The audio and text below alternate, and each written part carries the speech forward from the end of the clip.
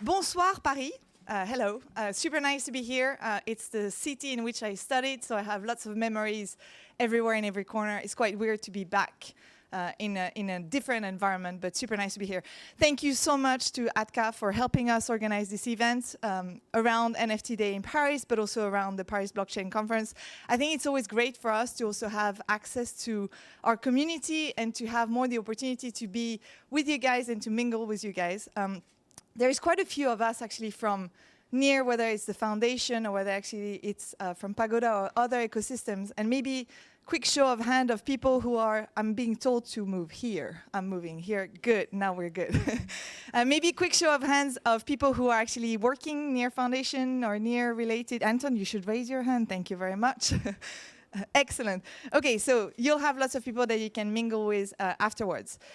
What you'll hear from me, it's basically an introduction on NEAR, the ecosystem, and what we're about. And then we'll get into the meat of the topic. So you'll have Anton presenting actually our regional hubs, and in particular focusing on Ukraine, which is now, as I'm sure you guys know, not possible to be physically in Ukraine, but it's in exile in Portugal, and wanted to share with you some of the things that we're doing there. We'll have Ilya, who, is Ilya around? I'm like, where is Ilya? Okay, Ilya is around, okay. We'll have Ilya talk about the protocol, and then we'll have a great panel after that. So at NEAR, what we believe in is a world where people can control their asset, their data, and their governance. And that's the definition of open web world, whether you call that Web3 or whether you call that open web world, that's what we believe in. And our mission is to think through that and think, how can we actually attract billions of users to come and build and ultimately be on the NEAR protocol without necessarily having to know that they're on the NEAR protocol. What we focus on in the NEAR protocol is a layer 1 protocol, which we like to think is actually simple, secure, and scalable. So those three things are actually the focus of what we do. Simple, because it's simple for users, and I hope most of you have actually experienced the usability that a name and an account can give you, just being, for example, Marik.near, or just having your first name.near, the usability of this account, the usability of having the possibility to get link drops and to basically receive immediately NFT or actually tokens. It's also very simple for developers, and we believe that actually to get to the next stage of adoption, it needs to be simple for developers, and not only for Ninja developers that know Rust and Solidity, but also for JavaScript developers, and to open up to more community. So simplicity is a core and a focus for NEAR protocol. Extremely secure, so written in Rust. Our fully decentralized validator set is enabling to actually secure constantly and continuously the network and the cutting-edge Nightshade algorithm, which I think Ilya will talk about a bit more later. And last but not least, the scalability. We live in a world where actually having blockchains that can remain cheap as they scale and grow is extremely important, and so that's one of the things that we focus on. This is a map of the NEAR ecosystem, which, to be honest, is difficult to keep up with, because every day, every hour, there are new things that actually are launching on the NEAR protocol, which we find pretty exciting. At the core in the center, you have the protocol, which is open source. And so on the protocol and around the protocol, for example, Aurora, our EVM, or actually Pagoda, tools for Web3 developers, but different tools that can be actually built and that are continuously helping develop the protocol. On top, you're seeing the three ecosystem that we focus on. So DeFi is quite an important ecosystem and growing on NEAR. The creator economy, whether it's actually gamings or NFT, also growing. And digital cooperative, let's call that DAOs, for those of you who know that name, but just helping reinvent what does it mean to actually have a different job and work differently on NEAR. The foundation is the block that is at the bottom. And so I'll get more into the foundation, because this is the part that actually I lead, and what do we do as the NEAR Foundation, and how do we actually help the ecosystems thrive. But it's not only the foundation that you have around the ecosystem. We have also AstroDAO, which is our platform to enable the launch of DAO. Extremely simple for anyone who wants to launch a DAO. And we do have actually labs and guilds that focus on certain ecosystems. So for example, Proximity Labs is focused on DeFi ecosystem. Human Guild is focused on gaming. And regional hubs we'll get into, but we believe to be global, you actually need to be very local and have a regional footprint. Couple of numbers. So transactions per second, but also 1 second finality, over 1,000 active developers, 500 projects, 300 DAOs, millions of accounts, 5 million of accounts, and I'll let you read the rest. I hate when people are reading slides, so I'm not going to do that. But TVL has been growing also quite substantially, which is good to see. So the NEAR Foundation, what role do we play in the ecosystem? We are here to do 3 things. The first thing is actually raise awareness, and what that means to us is actually education. We believe, and I'm sure all of you guys know that, but for the entire Web3 space to actually thrive, there's a humongous amount of talent that is needed. And I'm sure you also see that, but the amount of conversation that we're all having, this space is very intimidating, and actually I think it is our job and everybody's job to make sure that we can welcome more people who want to understand and want to build on our ecosystem, but also other ecosystems. So raising awareness for us means education. Raising awareness for us means actually showcasing projects and showcasing actually use cases that enable people to understand the power of the technology. The second pillar is supporting projects. That's one thing that as a foundation we focus on. We have a very large grant program, whether it's actually to help distribute fast grants or actually to distribute grants that are specifically focusing on an ecosystem, for example, looking after gaming or NFT. But we do have a large program of grants to help builders who are committed to NEAR. And the last part, as a foundation, I cannot not talk about actually the changing regulatory landscape and the fact that it is actually extremely important as an industry, but also as a foundation that we do have a voice for that we can actually help steer the ship in the right direction for our ecosystem, but also for the entire industry. I wanted to showcase light on, therefore, 3 sub-programs that are from the foundation. The first one is NEAR University. And so I encourage you, if you actually want to look at what does it mean to become a certified analyst or a certified instructor or actually a certified developer, we do have a tool and a suite of programs and projects that you can actually get involved on NEAR.university.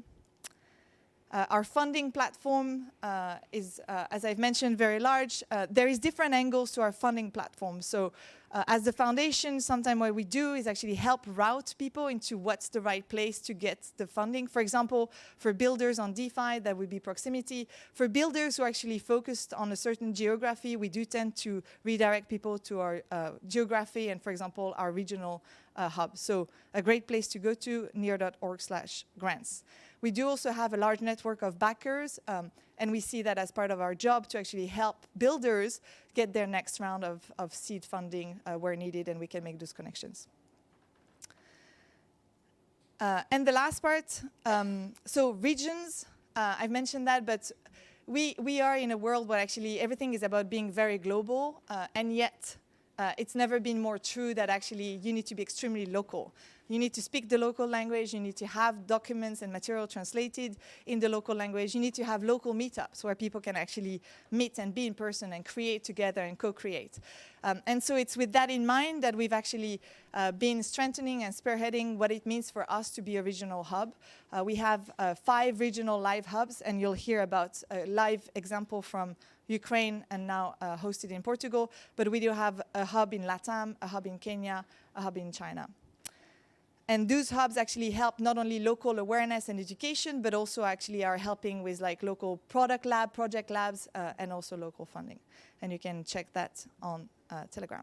So that was a whistle tour stop of, you know, NEAR, like at a glance, and what we do, and more specifically what we do as a foundation.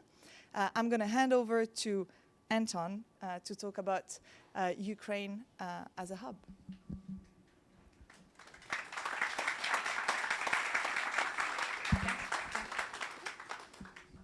Thanks, Marique. So actually, maybe there are any questions for you? No questions. Great. Okay. So really glad to see you all. I wanted to greet you in French because like we are building regional hubs and it's like importance of having something local is really good. But I've understood that I've been learning French for 7 years in the school and I know like 10 words, so I've better not do this. Cool. So yeah, let me start. I will talk about the NEAR UA, like a regional hub, and let's go on. So, a few words about myself. I think the clicker is not working, and it works. So, right now I'm leading the Near UA, the regional hub. Before this, like in parallel life, I've started the project named Datrix, which is the no-code tool for analytics and machine learning. Like we've been doing this for a couple of years. We've began this through Y Combinator. Like my partner Kirill is here somewhere. Hey Kirill. I'm also a GP in a Seed Venture Fund, which is a fund that supports like Ukrainian founders. So we are kind of working with Ukrainian founders and Ukrainian community for quite some time. And before this, I've been working as a data science manager and consultant. So here we go. So before I start talking about the regional hub we are building like for Ukraine, let's talk a little bit about why do we need regional hubs overall. So generally saying, there are a couple of things. We are talking about like the shared goals which Marie just shared with us, like about like bringing more people, about like bringing more people to Near and bringing awareness. But at the same time, we're talking about this for each of the places we're building. We have like developers in the UK, in Asia, in Ukraine, in the US, here in France. So, and each community is a little bit different. And we understood that it is really important to have, something local. For example, like local office hours, like where the developers can discuss the topics in their like in mother tongue, in their languages. And that's what we are doing, like having the decentralization while going to the common goals altogether. And that's exactly the reasoning behind having the regional hubs overall. And also we need to include the specifics of each region. For example, in Ukraine, traditionally we have really good developers. Like previously we had like the service company which works for like blockchain, for AI projects. And there are a lot of talented developers, and like Ukraine is good for developers. So we are mostly focused on this part of things. While in some areas, in some countries, there are different, expertise or different like set of skill sets which are wanted to be like highlighted. We started this near Ukraine hub. And actually, we started in the beginning of the year. We started working on this. The problem here is that like the war started in Ukraine, and definitely it has like a huge impact on what we are doing. So I cannot avoid this topic speaking about like Ukrainian hub, as it's like influenced both like the team, the like mind of what we are doing, why we are doing, and so on. So there are two main things that are changed. First one is that like we cannot be physically based in Ukraine, for sure. And what we understood is like we need to go on, we need to proceed what we are doing despite the war, and like we need to do what we can do the best, like building the products, shipping the products, and actually supporting Ukraine as we can. That's why we've actually amended our mandate, let's say, and built the Ukraine and Portugal hub. So we are physically based in Portugal, in Lisbon, and like we are supporting Ukraine and doing some online events and talking with community online, and having a lot of people coming to us in Lisbon and joining from Ukraine, everybody who can evacuate. And the second thing is like we're building the products and doing some social initiatives and helping Ukraine as we can. For example, like creating the official like top-level wallet for Ukraine to support this. So this is the impact of what we're doing. So we are physically based in Portugal, and like we proceed doing what we do. So what we have right now is around like 50 people, even more, including the people who are who work in the companies that we started earlier, such as Datrix. And overall, we have like a number of initiatives or a number of PRs within like the hub. So we have, first of all, like, and the most important part is the community, like the people that we have. But there are some particular things we are doing, like it's a fund It is a like project accelerator and a platform which is a product lab or like venture lab where we start the project where we think are missing in the ecosystem, or like we think that they are important to build right now, so we start them and let's say build them as soon as they can be separated in a separate legal entity. We are doing this, and like for sure we are helping to hire the people, to support the people, do like events, do like hackathons, do marketing around this, and like to support and gather the whole ecosystem in one place.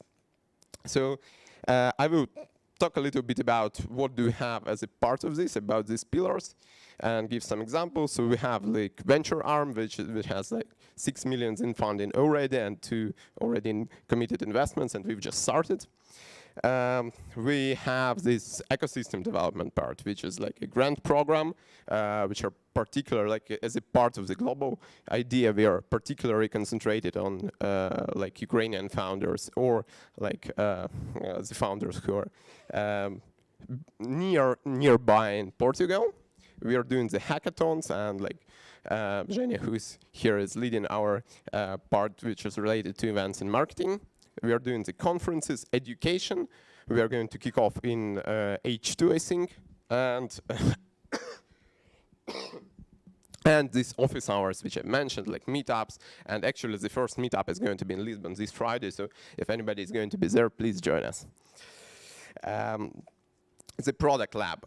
Maybe I will talk a little bit more about this, because it is maybe the largest part of what we are doing at the moment. It contains like a number of projects. First one is like central bank digital currency. I will also say a few words in a separate slide. Wombi, which is like Web3 analytics, crypto salary projects, like acceleration of overall, like helping the companies who are in the community to build on Near, to support them both from understanding of the ecosystem and providing some support of for like receiving investments and overall. And like maybe the couple of last slides, not to take too much of your time, is like a few words about the projects we are building. Like, as I mentioned, like this is a central bank digital currency, or CBDC for short. So we've already working on the pilot with Ukraine, who is surprisingly doing this pilot during the war. Thanks. And we've started it before the war. So we started it in February, the war started, and surprisingly we've realized that we are keep moving there. Like, and we are doing the same idea and the same pilots in like a couple of other countries. We are talking with Portugal as well, but like Ukraine is the first one. Like maybe the second project I wanted to talk about a little bit more is like user analytics for Web3, which is which is named Wombi. So the idea is that there is no tool for Web3 to bring like on-chain and like off-chain data together, and that's exactly what we're doing. That's it for sure. Like, we are hiring. I cannot mention this. I cannot not mention this. But this is it. These are our contacts. Please get in touch, and happy to answer the questions if we have the time for this. Don't know.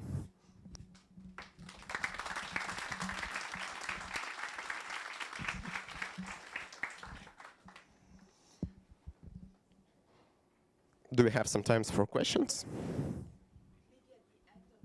Cool. So, who is going to take this in next? Here you are.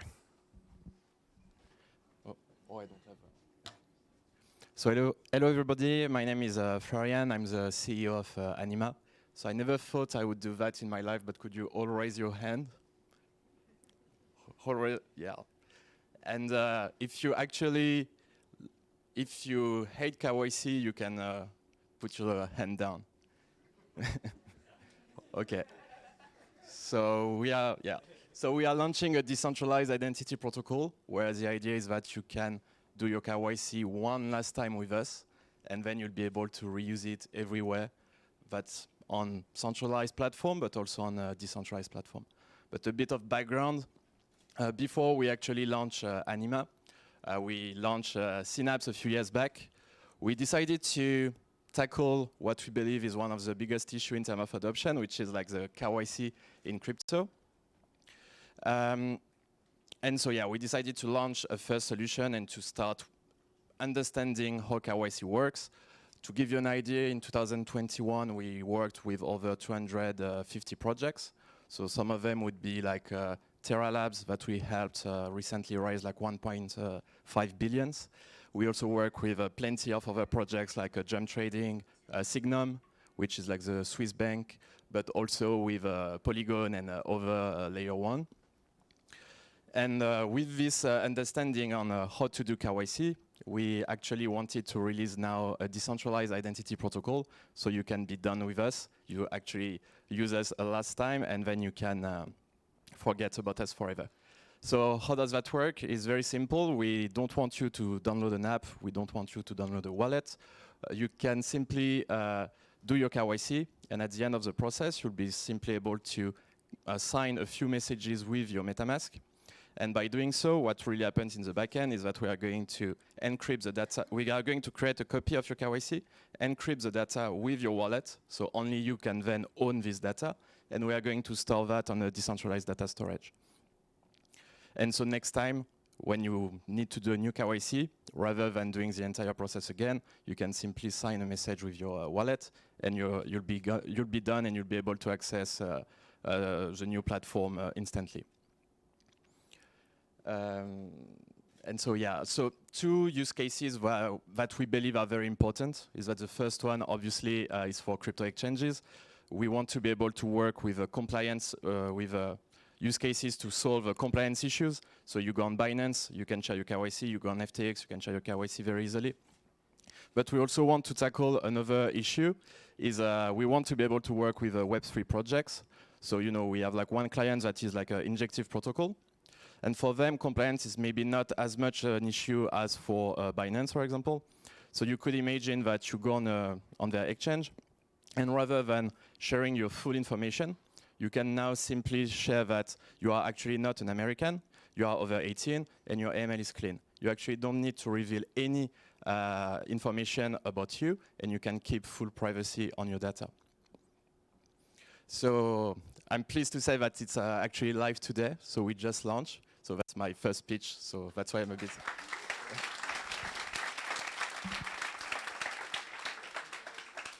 And we also launched with Aurora, so you can actually...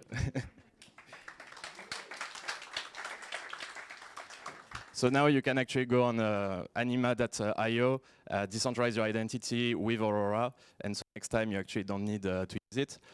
We actually decided to work with Near Protocol, because we believe that the user experience is key. We actually believe that blockchain has been way too focused on trying to explain the complexity of it, and now we are at a stage where we need to focus on use case. I'm sorry, I'm using like a microwave every day, and I have a bit of an understanding on how that works, but if you ask me in detail, I have absolutely no clue, and I believe that users should basically be able to use blockchain solutions the same way. And when you think about decentralized identity, what I just talked to you about user experience, how it's going to make your life easier and simpler. But also, if you think about it, it's your privacy, it's way more secure. So it's a way of selling this privacy and this security, but by user experience. And so that's why we actually love the Near vision of making like blockchain very easy and very accessible for everybody.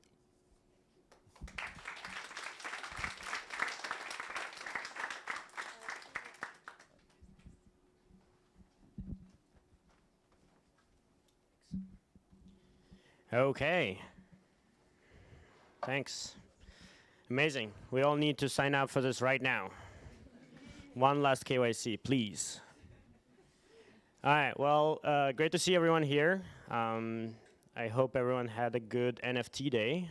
And I'm going to have a boring talk compared to what we had before. So I'm going to talk a little bit about what's going on Near infrastructure level.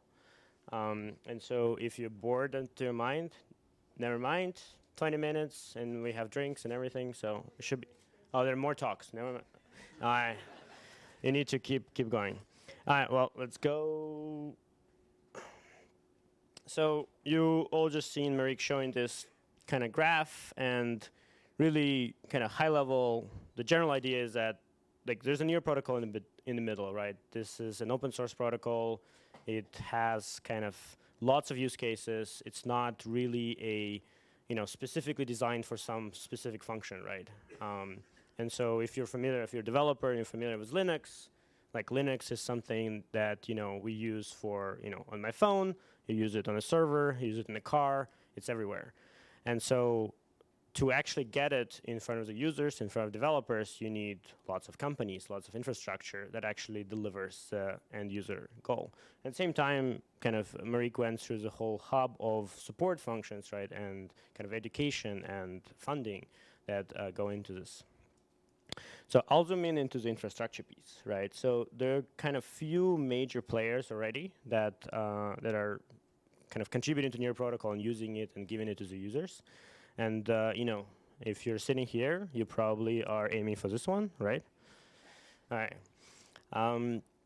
So let's start with kind of the protocol itself, right? So like the evolution of the protocol and kind of the goal of it has been always to abstract out the complexity of the blockchain from the developer and the user, right? As a user, when you're using Netflix, you're not thinking about hundreds of services that they run across, tens of data centers.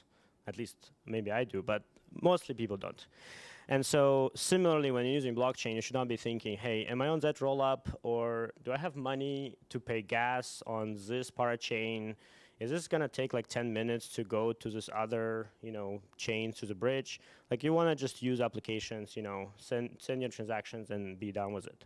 And so kind of the idea for the sharding, the idea for kind of Near's design has always been to remove this need to understand what's going on underneath, which also has a benefit for us protocol developers that we can do whatever we want under the hood. Because as a user and developer, like it's abstracted out, it just works. And we can keep switching and innovating on what's going on behind the scenes. And so because of this, we have not released, the greatest protocol of all time at the moment. When it just came out, we released something that works and allows us to continue innovating. And so in general, for me, kind of like what I believe Near is gonna continue innovating, continue changing, because, well, part of it's in the name. The other part is like this is how, if we're talking about software, but also if we're talking about communities, they continue changing. We cannot become static and kind of live with what we have. And so here's few kind of upcoming releases, right? So we're already at Simple Nightshade that's been released. We have 4 shards running. We kind of have changing number of shards, had 0 impact on users, had 0 impact on developers. Like you've been doing stuff as you want it, and it continued working. The next thing that's going to happen is actually there will be a lot more validators on the network, right? So, I mean, this has been one of the kind of complaints about Near. Hey, you only have this many validators, which is true. That allowed us to have really fast blocks, really fast finality. But the next step is to bump it up. And so to do that, we launching chunk-only block producers. So if you're into running hardware and excited about running blockchain, sign up. It's near.org/decentralize. And you'll be, can be one of the first chunk-only producers, which require way less hardware, way less stake, and can continue securing and scaling the network. Now, this is kind of step 1. We have step 2, which is kind of removing the need for the block producers to maintain kind of the overview of the whole network. So this is where we enable challenges, which allow, like, if some validators do something really bad, right, like try to mess up with the state, they're able to be slashed. And so as soon as that's enabled, we don't actually need to have any node in the network that maintains all state, which really means we can actually have as many shards as, I would say, like, bandwidth of the internet can hold. There's some other physical limitations, but in general, this will allow to bump up the number of shards to potentially 100. But even more interesting is, as you know, if you are a developer and you lived through CryptoKitties craze, right, where one app just like took over the whole network, you realize that, you know, yes, sharding is cool, but if I'm on the shard with somebody else who is really going nuts, right, like somebody launched an app, maybe somebody in this room who has a lot of users and gonna spam the network with their transactions, you don't want to be on that shard, right? You want to get out and run your applications on it. The thing is, Near abstracted out that you don't need to think about shards. And so the next step will be to have dynamically moving your contracts between the shards. And so again, if you're from Web2 world, this is the same thing where AWS actually doesn't tell you which computer they run on. They actually move your computation between nodes, between physical computers without letting you know.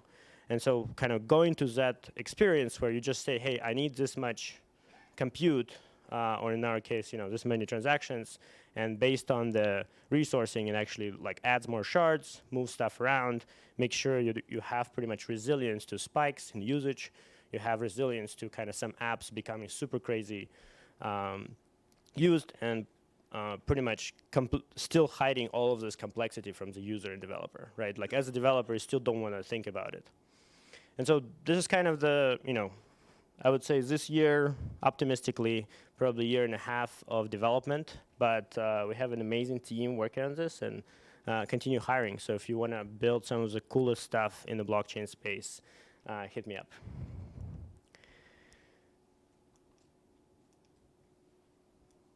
And technology. So kind of zooming out, right, there was like a bunch of stuff. I want to talk about Pagoda because kind of historically, right, everybody, when they're starting a blockchain project, they are trying to scramble together a bunch of tooling to, you know, actually launch something that does not look like a, you know, a high school project, right? And so when you look at like Web2, usually you have, you know, like HubSpot for a CRM, you have, you know, analytics, you have some kind of like lots of different options for logging, for you know, triggers. You have backends, you have marketing tooling, you have, you know, campaigns, emails, all this stuff, right? Like there's like hundreds of SaaS software services that exist when you're building a startup, and there is almost none exist in Web3. And so Pagoda has been building, so like a lot of the protocol development is happening in Pagoda. It also providing already a bunch of blockchain data, right? So similar to Infura, you know, providing RPC services, indexing data, a lot of information. But then kind of the asks being, okay, well, I want to know what's happening with my app. I want to know when, you know, a lot of money moves from my app out, I want to get a notification. I want to get an SMS, right? And then beyond that, like, well, my users also want to get an SMS when something's happening with their account. And so there's a lot of the services that we take for granted in Web2, right? Some of them because they like iOS provides you, some of them because they've been existing for so long that don't work and exist in Web3. And so Pagoda is really focused on building this kind of startup stack for the Web3 startups. And it includes actually launching NFT campaigns and kind of airdrops directly from your thing, having like directly from a DAO, issuing a token, creating a campaign, you know, sending it over email or through some kind of Web3 portal as well. And so it's all tied together in Developer Console. So if you go to pagoda.co, click on console, try it out. It's still in development, still early, but kind of tying it all together gives you this ability to build your startup really quickly and have all those tools in one place and actually have kind of instrumentation. And the cool thing is, because it's Web3, it's not one company that builds all of those tools, right? The analytics is coming from Wombi.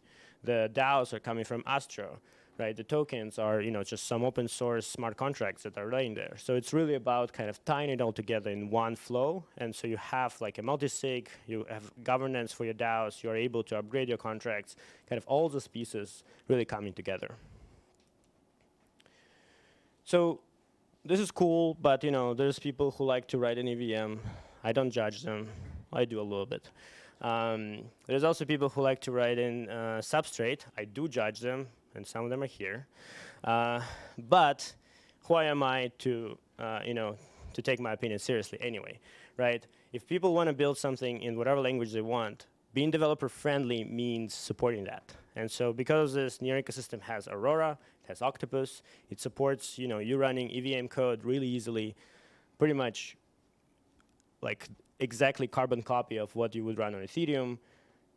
Like, for example, one of the really interesting feature which is underrated is the base token. The thing that you send around with normal transactions is actually ETH on Aurora, which is the only EVM chain that does that. And so an Octopus really allows you kind of out of the box, get your substrate chain, run it really quickly, plug it in, connect it to the Near network, issue a token, get it through the kind of process of governance on spinning up, and have it like kind of have tens of thousands of them for really like, I would say, what is it, tens thousandths of a price of what it is on Polkadot. All right. So all in all, kind of and tying it all together, right? It's like Near doesn't exist in isolation, right? There's a lot of networks, and I mean Ethereum being one of the biggest. Rainbow Bridges specifically connects kind of in a trustless way Near ecosystem to Ethereum. There's like in development, I think BSC and Polygon. There's also a lot of other bridges right now that are being built. And so kind of in general, yes, we have I have an opinion on how people should build. I believe everybody should learn Rust, even if you're not a developer. But not everybody agrees with me, and so you have all these options. You are able to build really easily, kind of with whatever option that you prefer or makes sense for your use case. So check it out. So kind of to finish off, I want to talk through security. So Maric mentioned kind of simple, secure, scalable. Scalable, easy. We don't want things to like cost a lot and to break when there's like another 5 users show up to the network.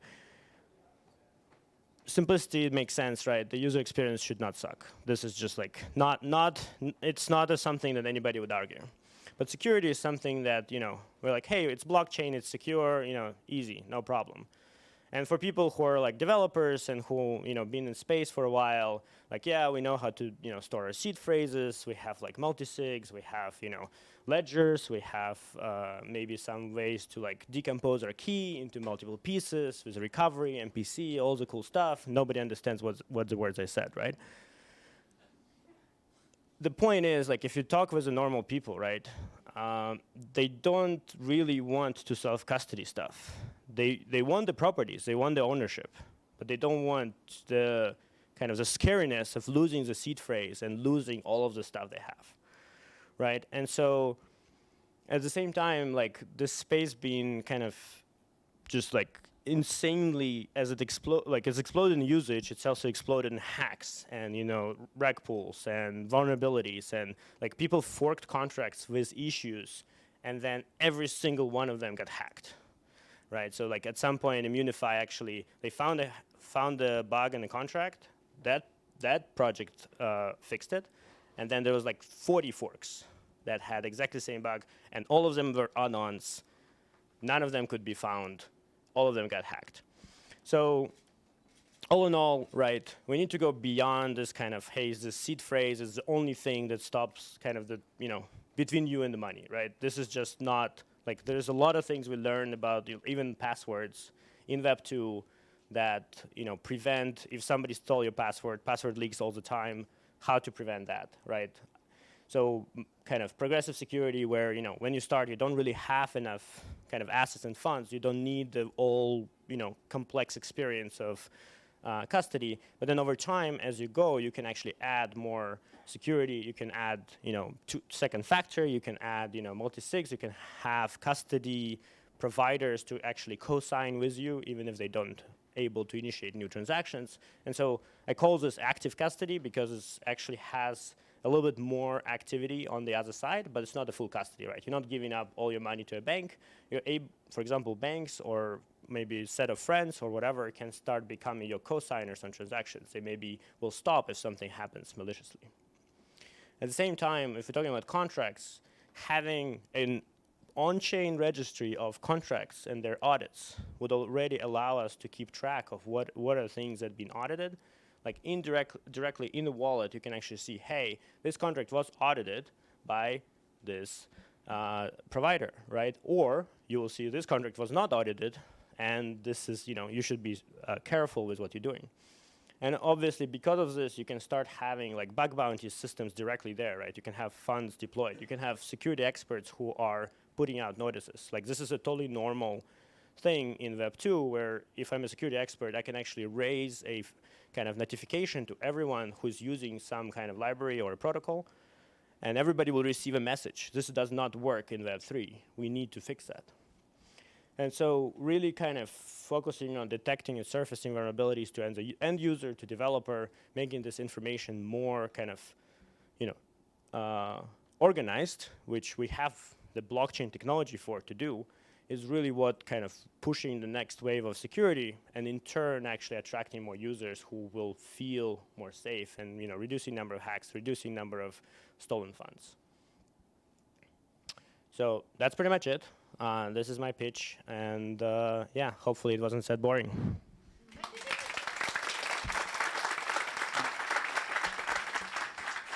All right, it was not boring at all, actually.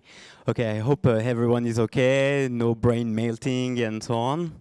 So so now, so just hang on, like we're right on time. After the panel, there will be champagne and food for everybody, I guess. And before that, so I wanted to introduce like the key developer builders on Near. So I'm gonna ask to come on stage like Didier from Rev Finance. Cool. I think you can have Jasper from Flux,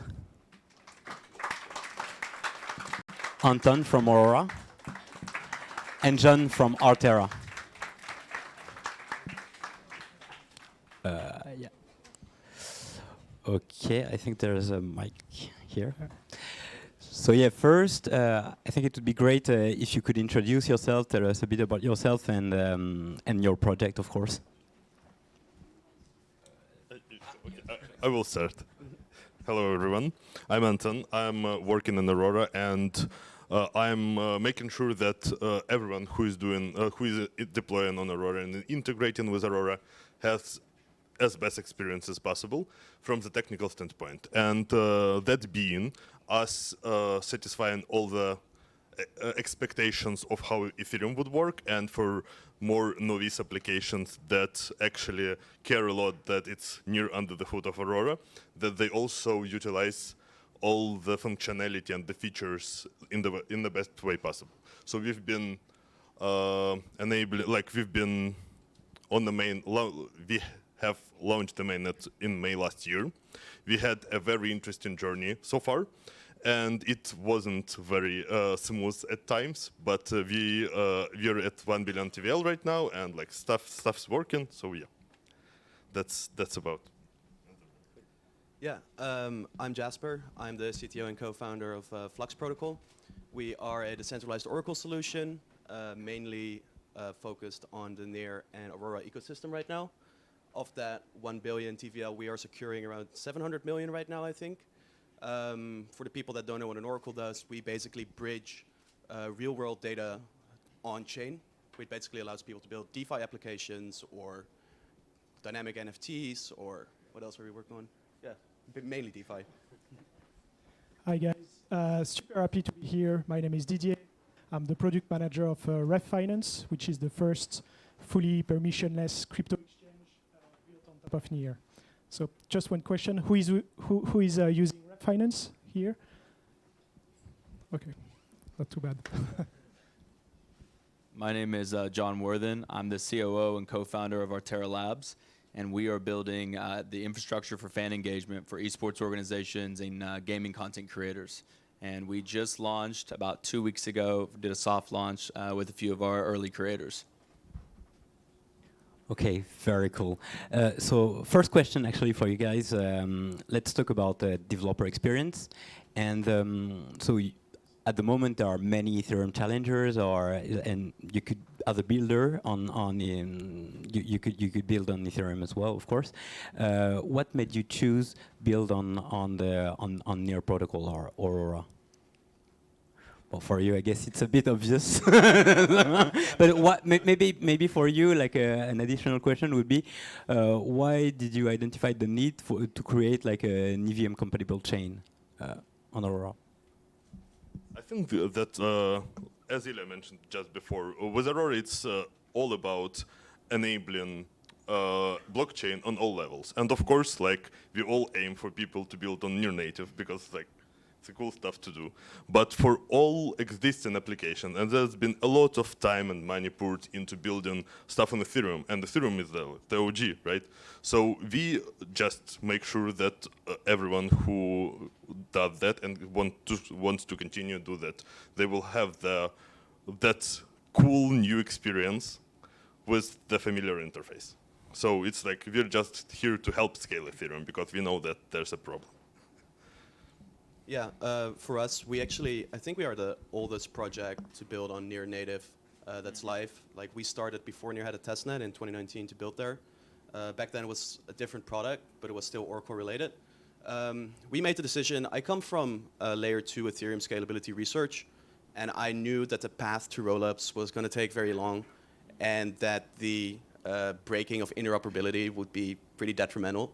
You can see it on the sort of like adoption of Optimism and Arbitrum. It's lagging behind pretty bad with comparison to other layer 1s.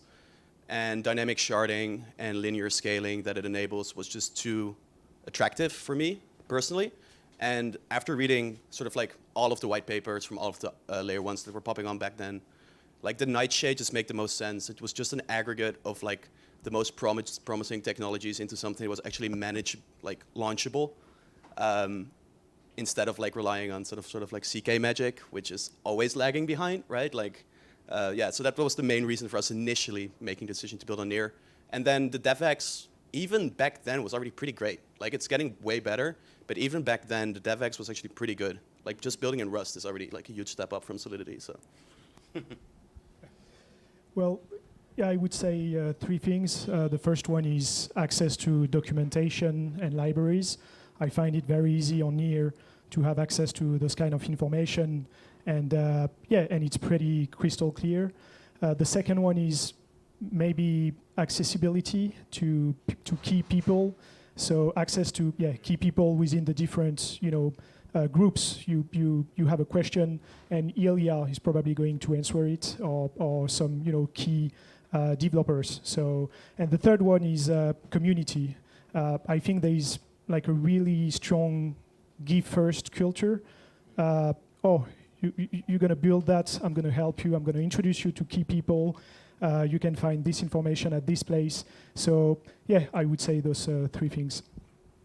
Yeah, for us, the first reason, and really the most important in the beginning, before we even got to meet the Near team, was we had to have something that was a very, very easy onboarding experience and made it feel like a Web 2 interface for us, because who we deal with mainly are people that are non-crypto native in the gaming and esports space, which is a good and a bad thing. So the education is really important there. But the Near experience for us has been really easy, and being able to teach people how to onboard has been very, very simple. And then I'm going to have to second him here too, because the community is really important. You feel like you're actually wanted to be in this space. And for us, we were really new. We're just getting started. We started originally on Ethereum, and you couldn't get a hold of anybody if you needed help on any of the contracts or anything like that. But in the Near ecosystem, what we've come to find is that you can get access to key people, but the community is also just very, very, very helpful, and it's kind of an all ships rise situation, and it makes you want to keep building and keep building things that not just help your team, but other people who are building in the space. Okay, very interesting. Thank you. So just let's move forward to the user experience on Near. So you have many Ethereum challengers at the moment that are focused on just replicating some key DeFi or applications and migrate them from Ethereum towards their layer 1s. So how is Near different? How is Near bringing actually, or like the Near ecosystem bringing really a specific value for the user, for the crypto users? This one sounds like more specific to me because of Ethereum. Well, like I would say that the key idea is to, again, from user perspective, the vision we have is absolutely aligns with the Near vision. So it's all about making like not bridging the experience, but kind of like adapting that. And we do, like, as I mentioned, we do have some challenges. So for instance, like block time on Ethereum is 14 seconds, block time on Near is 1 second, so much less time for commutation, but we still like work with Near protocol directly to basically to get to the point where we measure that. And we are already like surpassed the point where it was problematic. And it's one of the things. And when you think about it, when you think about like the super fast transaction time, super fast block time, all that stuff, it enables so much new things from the perspective of UX, and being able to like, even like for instance, let's say gaming, right? Like, it makes a huge difference because it's like you are enabled to build things that are much faster, much more usable, etc., and so on. So basically, the whole point here is to enable that infrastructure on Aurora, and it's not an easy thing because like Ethereum has a lot of legacy concepts that we still need to fulfill. But yeah, we're on the path, and it's looking like. Stay tuned for more announcements soon.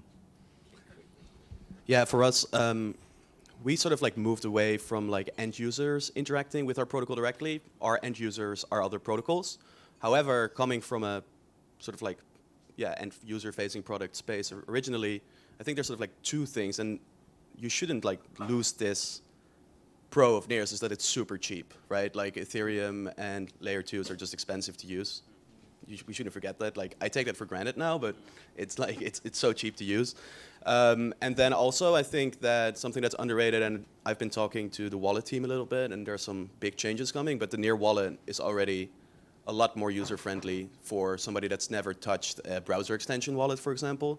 So if my dad would have to use crypto, I would first point him to Near just because I don't want him to get phished on a fake MetaMask wallet, right? Because that happens all the time. So yeah, that's I think my take on it. Yeah, I would say there's an advantage of not being the first in the market is actually seeing what has not been validated in other markets, right? So I'm taking an example, which is prediction market, for example. We know that that's a difficult vertical to take off, right? So I think there's like a key advantage of not being first, and the second one is. In terms of user experience, what we are experiencing at the moment is a bridge across different applications, right? So the Rainbow Bridge directly embedded in some applications within Aurora is actually a good example. So if you need to transfer some assets from one application to another, you don't need to have this bridge experience, right? It's like you're paying with your credit card. You don't need to do multiple transactions. So I think we are experiencing this kind of merge at the moment, which is very interesting. The Near wallet is another one. You are using, a specific user experience, and all of a sudden you have like a white screen. Well, what's happening? You are on a different application, and there is also, I think, a learning curve for the user. But I think this is going to be actually, hidden in the future. So, for us, I think that the human readable usernames is critical because people just are so scared to send something to a friend if it's 0x something, and then it's hoping that you got the right chain of letters together, or if you've copied it, hoping you copied the right one, because if you don't, you're done for, and that's scary. And like I said, we deal with a lot of people who are just not familiar with it. So the human readable usernames is extremely important because for the gamers, I mean, they can just use like their Xbox Live gamer tags or something and make it, used to what they are. But the last thing for us as well is that the transaction speeds are just so quick. So when they send something to a friend, send a collectible that they claimed for free from one of their creators, it's fast and it happens in near real time, instead of having to go to an explorer and wonder, did this go through? What does a failed transaction mean? What does it mean to speed up a transaction? And just that educational barrier is removed immediately when building on Near. Okay, very cool. So obviously you there is a kind of a migration of users from the Ethereum legacy blockchain towards like other blockchains such as Aurora or even near layer one. On the protocol level or at the application level, what are the key metrics that you take into account when observing this gradual move? That's an excellent question. For us, it's all about enabling the apps. Just like for me, the main focus for the past 9 months was to just ensure, and you get various applications. You get applications that's built natively, like for Aurora first. You got the applications that are migrating, etc. So I'm not yet at the point where I could tell you like the metrics that everyone's like, yes, we are going to Aurora tomorrow, right?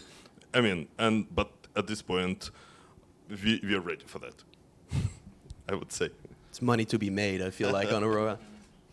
For us, the main metric is, I think it's still like total value secured, right? Like how much value can we secure on these blockchains? Like how much value can we add with our service? And then there's of course just user numbers, I assume. But yeah, I think that's it. Yeah, for a crypto exchange, it's pretty basic. So you have total value locked. So how much cash do you have in your contract? And then you have trading volume, which is the demand, right? So, and then you have capital efficiency, which is the ratio volume to TVL. So if you have, too much capital but not enough demand, then you might have a problem. So it's very important to have like a healthy capital, I would say, efficiency indicator. So those are the two basics for a crypto exchange. But we are also measuring how many active users do we have, and how do we do that is how many calls we have on our smart contracts on specific method, and then you can have weekly, daily, monthly active users by doing that, which is pretty interesting too. So for phase one of our launch, the metrics that we're looking for are the accounts created, of course, but also the time to, so right now our creators are putting up QR codes and it takes them to our site, and then you can create your account and claim your first collectible. And the creators that we have right now, they're doing 3 different tiers of NFTs, and the first one is always free. And they set them at different quantities, and we're checking from the time from the QR codes being put up there, from account creation to first NFT ever received. And we have just over 400 people right now that have created accounts on our platform, and we just launched super small sample size, and over 90% of them had just created their first blockchain wallet ever. So it's pretty exciting that it happened and it was easy for them, and a pretty quick transition. Okay, very cool. So you mentioned like the number of accounts, like the total value locked and so on. So it's quite interesting. So in order to boost those metrics, sorry.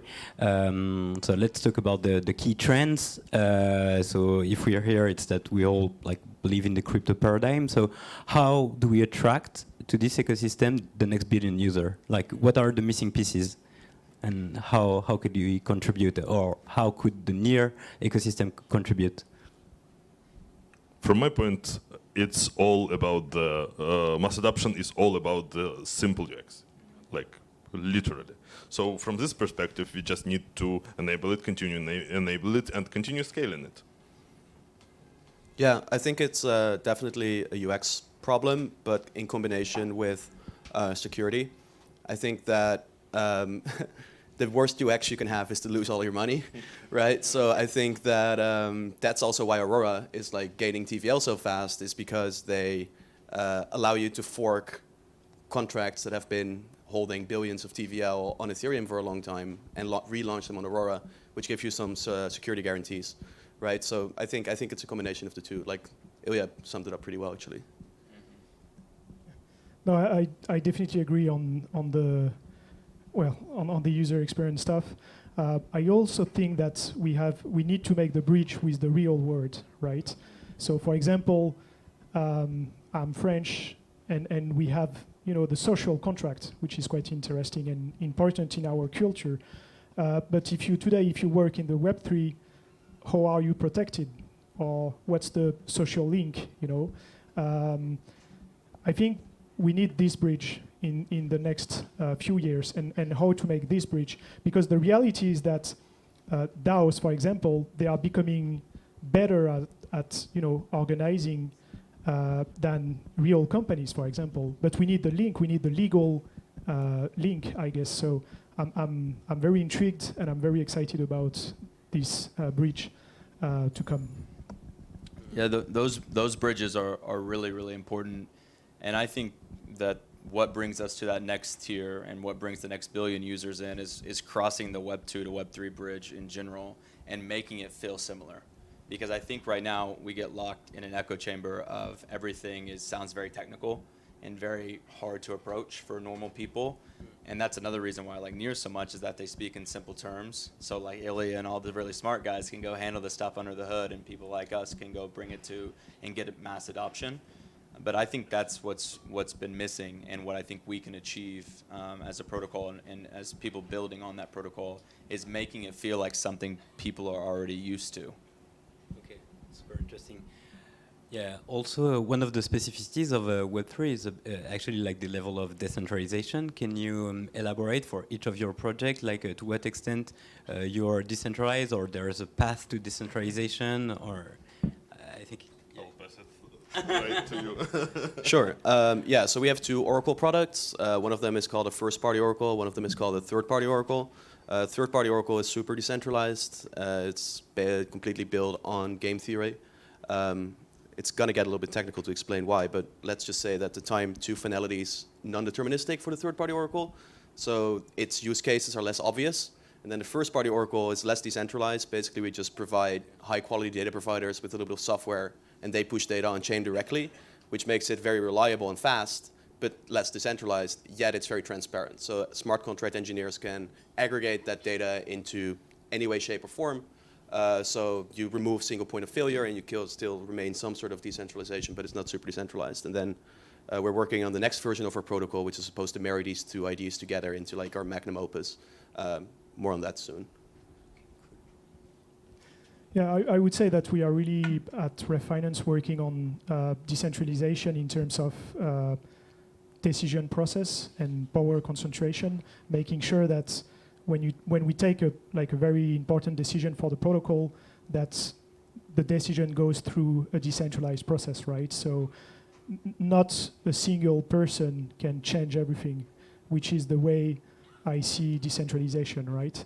But the team is decentralized too. I'm the only one in Europe, for example. So yeah, but really working at the DAO level, and how can we avoid like a single point of failure from one of the members, for example, is I think top priority for us. We are probably one of the most centralized people building right now on Near, quite frankly. And we did that because before we even started building, we did a lot of interviewing and a lot of polling with people that we were going to be reaching out to and approaching. And the things that scared them were managing keys and learning how to use a wallet and how to sign, transactions and stuff like that. But those people weren't ever going away, and we needed to be able to reach them. So we're doing key management for right now. And here in the next couple of months, we're going to be opening that up so people can actually manage their own keys. But we wanted to educate and handhold along the way. And we felt that if we did a good job of doing that and created our first, 1,000 or 2,000 true fans and people who really cared about our project and cared about helping esports organizations and content creators monetize themselves and engage fans, that then they would become the force that we need to go and decentralize even more and teach people that this NFT stuff really isn't scary. You just need to know how to do it the right way. And yeah, so that'll be the decentralization aspect of the keys and accounts will be coming in the next couple of months. Okay, super cool. But I could continue all day, but are there any questions in the audience? Yeah, okay, maybe.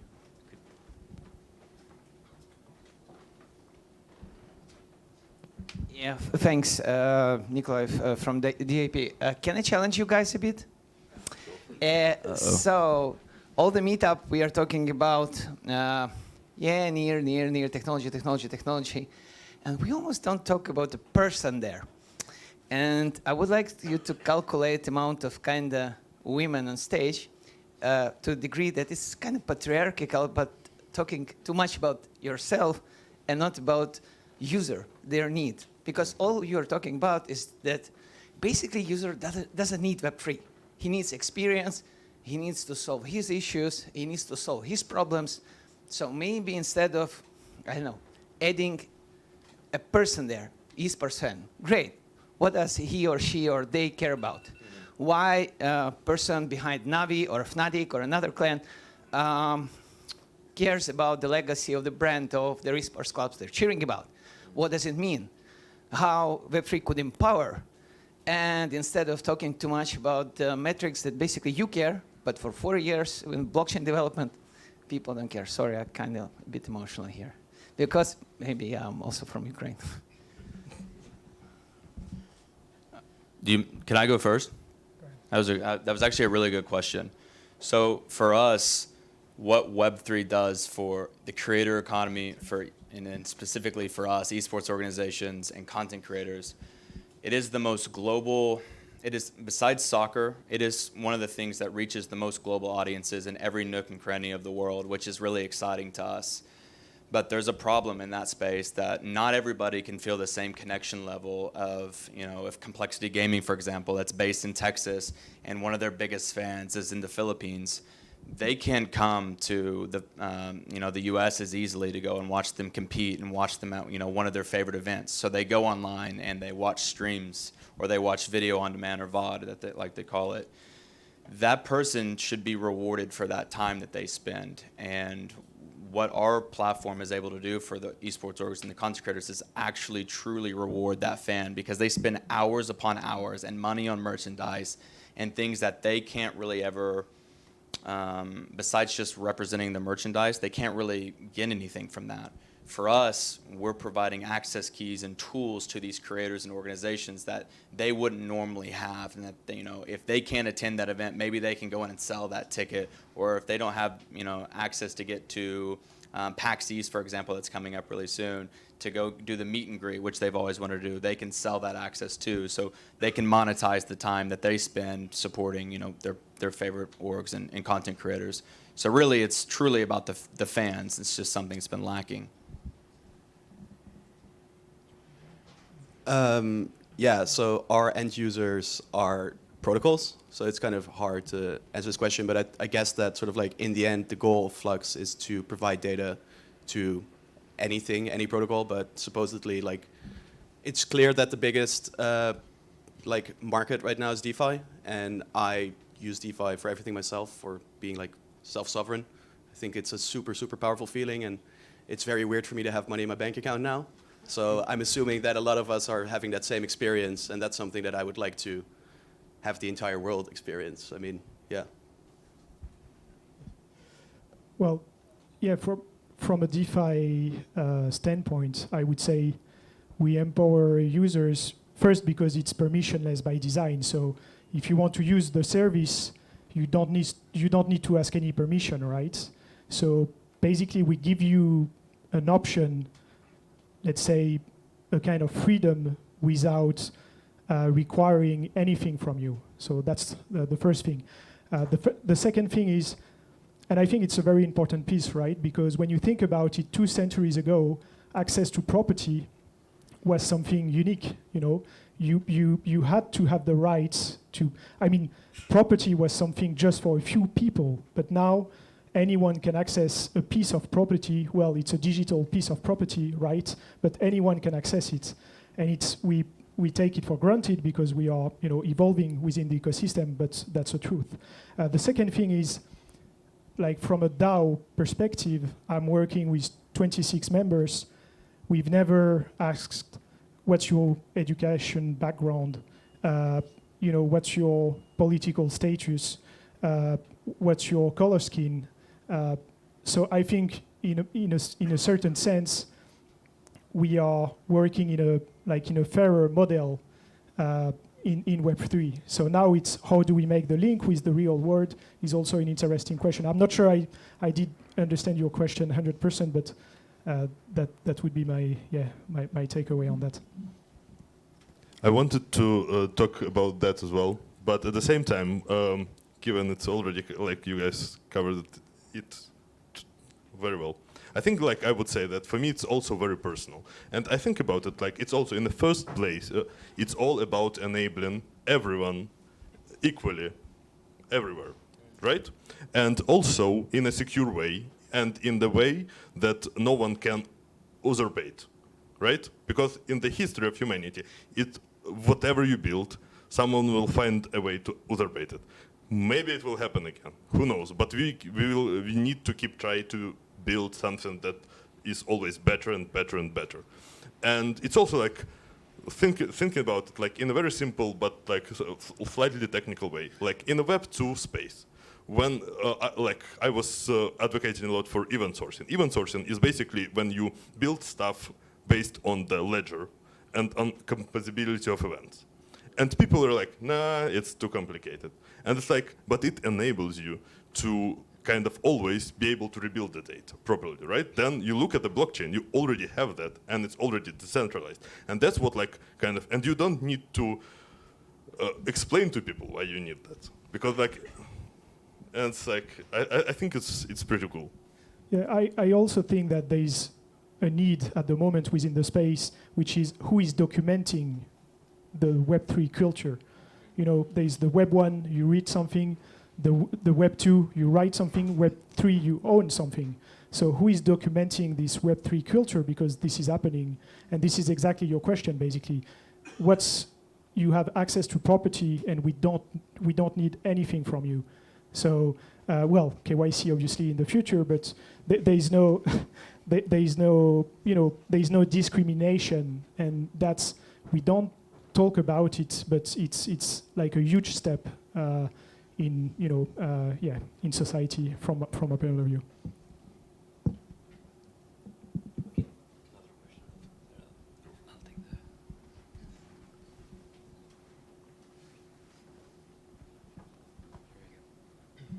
Thanks. My name's Taylor. I'm the founder of Near Nordic. I've been working with Ref Finance a little bit here and there after the bounty over at Gen C. My question is more in regards to the transition of Web 2 to Web 3. How many of you are currently working with commercial clients right now or potential commercial partners to be able to kind of graft on to what they already have and grab their community and say, hey guys, it's way easier over here? I'm just curious of everybody up there. We do to some extent. We work with data providers, people that provide data on our network.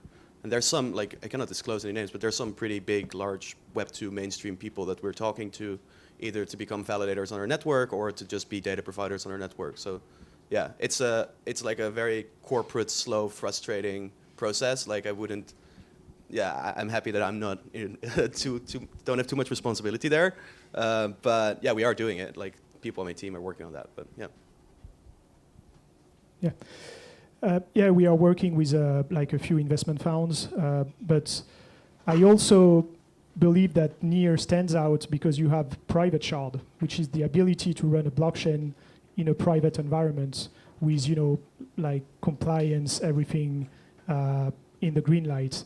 And I believe that Ref Finance could deploy its solution on a private environment like Aave is doing at the moment, for example. So just having the ability for those corporate clients to deal with each one of them without touching the retail, for example. And I think private shard will unlock this ability, for example.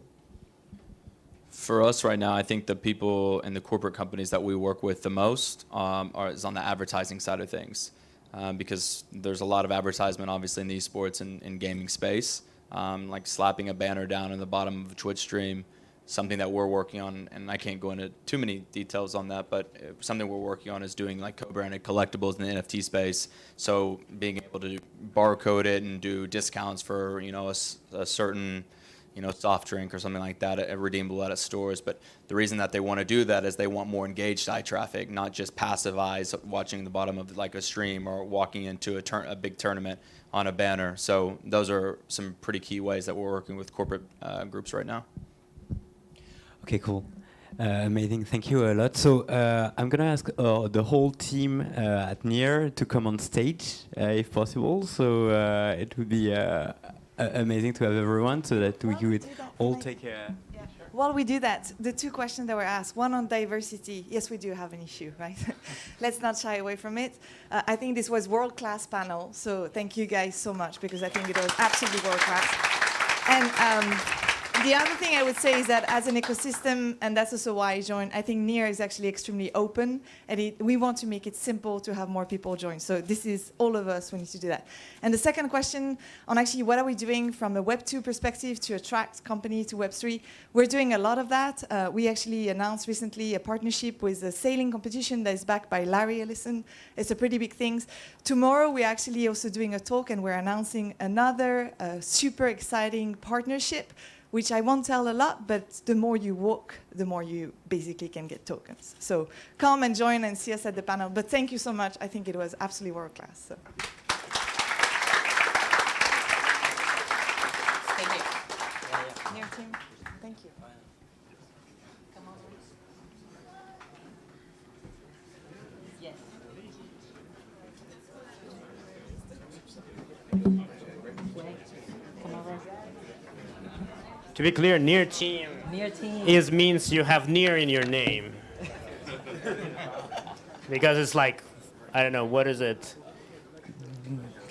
10 companies, organizations, foundations, guilds, some other entities, DAOs. Do you know all the entities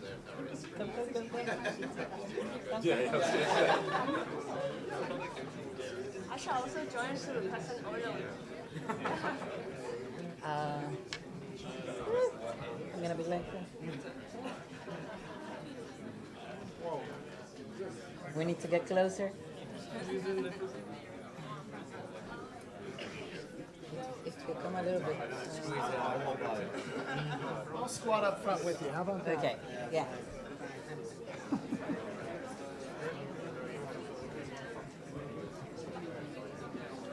There you go. Yeah. It's a feeling.